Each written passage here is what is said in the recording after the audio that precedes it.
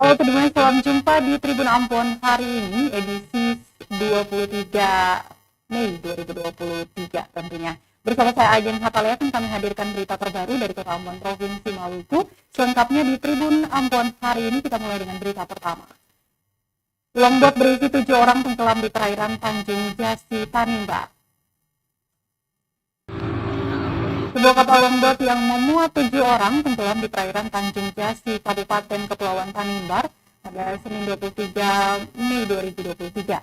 7 korban tersebut berhasil dievakuasi dengan selamat. Kepala Kantor Pencarian dan Pertolongan atau Search and Rescue, Pak Mustari, menyatakan Sar Samlaki mendapat laporan dari salah satu warga, Angki Samangun. Angki melaporkan bahwa pada pukul 08.00 waktu Indonesia Timur, terdapat sebuah longboat tenggelam di perairan Jasi akibat dihantam gelombang tinggi. Mendengar hal tersebut, Posar bersama pelaut Samlaki bergerak cepat mengevakuasi korban. Dan dari keterangan salah satu korban mengatakan bahwa longboat berangkat dari Pulau Sera menuju kota Samlaki. Namun di tengah perjalanan, tepatnya di sekitaran perairan Tanjung Jasi, mereka dihantam gelombang dan tenggelam. Dengan ditemukan 7 korban yang tenggelam di perairan Tanjung Jasi, maka proses SAR dinyatakan selesai dan ditutup.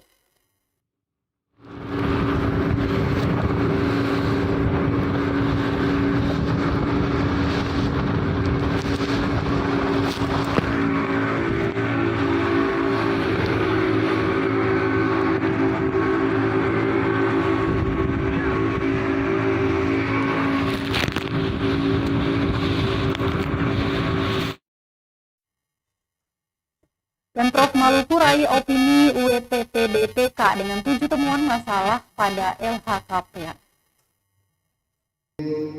Badan Pemeriksa Keuangan atau BPK Republik Indonesia menemukan permasalahan dalam laporan kerja pemerintah daerah atau LKPD Provinsi Maluku pada tahun 2022.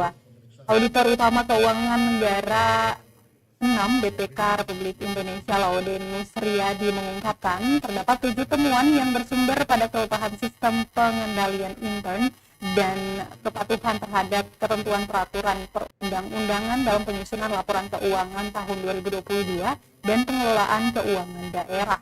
Yang pertama yakni salah klarifikasi penganggaran belanja modal pada 4 SKPD dan juga pengelolaan dana bantuan operasional sekolah yang belum memadai. Selanjutnya, pengelolaan Badan Keuangan Daerah RSUD Dr. Hausi belum memadai. Tak hanya itu, Tribunas, ada juga belanja perjalanan dinas yang tak sesuai ketentuan sebesar 2,68 miliar rupiah. Pemerintah Provinsi Maluku juga melakukan kelebihan pembayaran sebesar 1,37 miliar rupiah. Serta masih ada denda keterlambatan yang belum didapat. Selanjutnya, pengelolaan aset usaha tetap tidak memadai, di antaranya manfaat pemanfaatan BNB belum seluruhnya didukung surat perjanjian dengan mitra pemanfaatan. Serta yang terakhir dari sisi DPRD Provinsi Maluku yang belum melengkapi dokumen pertanggungjawaban anggaran belanja barang dan jasa saat reses dengan nilai 1,86 miliar rupiah. Nusriyadi mengungkapkan harus ditindaklanjuti dengan rekomendasi yang diberikan BPK Republik Indonesia. Rekomendasi itu lanjutnya harus ditindaklanjuti paling lambat 60 hari setelah LHKPD diterima oleh pemerintah Provinsi Maluku. Dan badan perwakilan dan BPK perwakilan Provinsi Maluku dengan pemerintah daerah perlu terus kita tingkatkan kinerja dapat berkumpul di tempat ini. Sementara itu, Tribunas, Pemprov Maluku pertahankan predikat opini WTP 4 tahun berturut-turut. Pemerintah Provinsi Maluku kembali meraih penghargaan opini wajar tanpa pengecualian atau WTP dari Badan Pemeriksa Keuangan Republik Indonesia. Penghargaan itu diberikan BPK Republik Indonesia lewat penyerahan laporan hasil pemeriksaan atau LHP Keuangan Pemerintah Daerah Anggaran 2022 pada Selasa 23 Mei 2023. Auditor Utama Keuangan Negara 6 Badan Pemeriksa Keuangan Laude Nusriyadi mengatakan, pemeriksaan yang telah dilakukan BPK memberi opini wajar tanpa pengecualian. Pemprov Maluku memperoleh WTP ke-7 dengan 4 kali WTP berturut-turut sejak 2019. Atas perolehan itu, BPK serta menyampaikan beberapa kelemahan Pemprov Maluku yang perlu ditindaklanjuti untuk perbaikan pengelolaan APBD. Di antaranya, salah klarifikasi penganggaran belanja modal pada 4 SKPD dan belanja bantuan operasional sekolah pada 1 SKPD. Pengelolaan dana BOS belum memadai, antara lain tidak adanya surat pengesahan atas penerimaan dana BOS pada SP2B tidak berdasarkan nilai transfer yang diterima. Kemudian yang ketiga, pengelolaan Badan Keuangan Daerah RSUD Dr. Haulusi belum memadai. Yang keempat, belanja perjalanan dinas pada 19 SKPD tidak sesuai ketentuan sebesar 2,68 miliar rupiah, diantaranya merupakan kelebihan pembayaran sebesar 1,82 miliar rupiah. Pelaksana 25 paket pekerjaan pada 7 SKPD tidak sesuai ketentuan, sehingga mengakibatkan kelebihan pembayaran atas kekurangan volume pekerjaan sebesar 1,37 miliar rupiah dan terdapat kekurangan penerimaan atas denda keterlambatan yang belum dikenakan. Kemudian yang keenam, pengelolaan aset usaha tetap tidak memadai, diantaranya manfaat pemanfaatan BMD belum seluruhnya didukung surat perjanjian dengan mitra pemanfaatan. Yang ketujuh, belanja barang dan jasa atas kegiatan realisasi sebesar 1,86 miliar pada Sekretariat DPRD belum didukung dokumen pertanggungjawaban yang lengkap dan sah. Pada kesempatan tersebut, Nusriadi juga menyampaikan pentingnya pemerintah Provinsi Maluku dan DPRD untuk mendorong peningkatan penyelesaian tindak lanjut rekomendasi BPK agar mencapai standar minimal nasional, yakni 75%.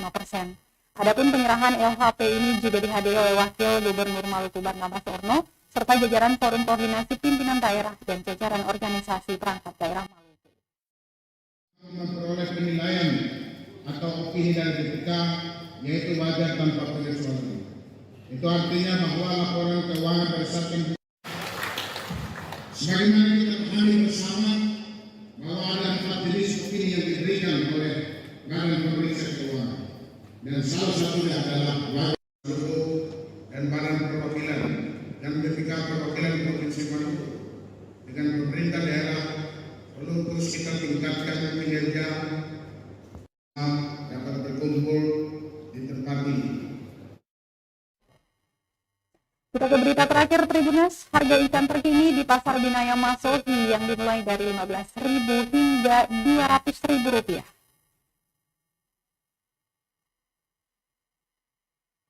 Pasca Lebaran Idul Fitri 1444 Hijriah pada 21 April bulan lalu, hingga kini harga ikan di Pasar Binaya Kota Masohi, Maluku Tengah tak kunjung turun. Pantauan tribunambon.com di lokasi pada Selasa 23 Mei 2023, harga ikan masih tetap alias belum mengalami perubahan ataupun turun harga. Saking mahalnya kini dijual per 3 ekor Rp20.000. Misma Samalo, salah satu penjual ikan, mengatakan harga ikan sudah mulai merangkak naik sepekan menjelang Lebaran Idul Fitri 1444 Hijriah Masehi.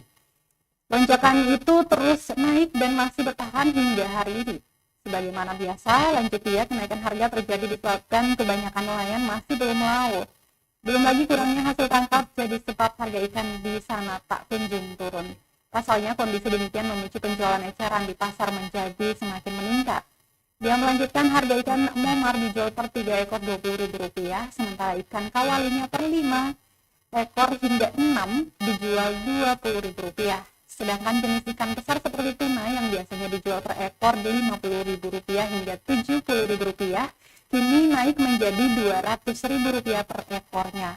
Sedangkan ikan cakalang sedang yang biasanya dijual Rp10.000 hingga Rp15.000, kini naik menjadi Rp25.000 hingga Rp30.000 per ekornya.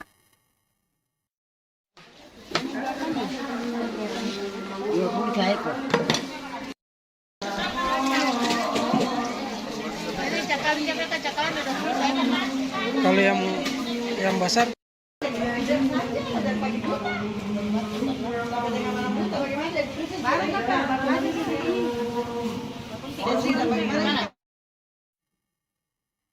Tribuners, demikian berita tadi menutup perjumpaan kita di Ambon hari ini edisi 23 Mei 2023. Pantau terus berita terbaru di portal kami www.tribunambon.com, follow juga akun Instagram dan Facebook fanpage kami di Tribun Ambon. Saya Ajeng Hatala beserta tim redaksi yang bertugas mengucapkan terima kasih. Kita jumpa besok. Amate. Terima kasih sudah nonton. Jangan lupa like, subscribe, dan share ya.